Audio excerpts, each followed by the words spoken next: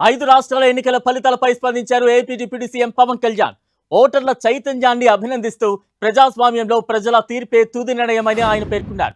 4 రాష్ట్రాలు, ఒక కేంద్రపాలిత ప్రాంతంలో వెలువడిన ఎన్నికల ఫలితాలు ఓటర్ల విజ్ఞతను చాటుతున్నాయని పవన్ కళ్యాణ్ అన్నారు.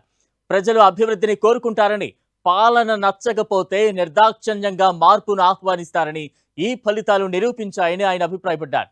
పశ్చిమ బెంగాల్లో బీజేపీ సాధించిన విజయంపై పవన్ కళ్యాణ్ ప్రత్యేకంగా స్పందించారు. బెంగాల్ ప్రజల నమ్మకాన్ని గెలుచుకోవడంలో ప్రధాని మోదీ చేసిన కృషి అని ఆయన కొనియాడారు. మోదీ నాయకత్వంలో బెంగాల్ సురక్షితంగా, సుభిక్షంగా ఉంటుందని ప్రజలు నమ్మారు. అందుకే బీజేపీకి పట్టం కట్టారని పేర్కొన్నారు.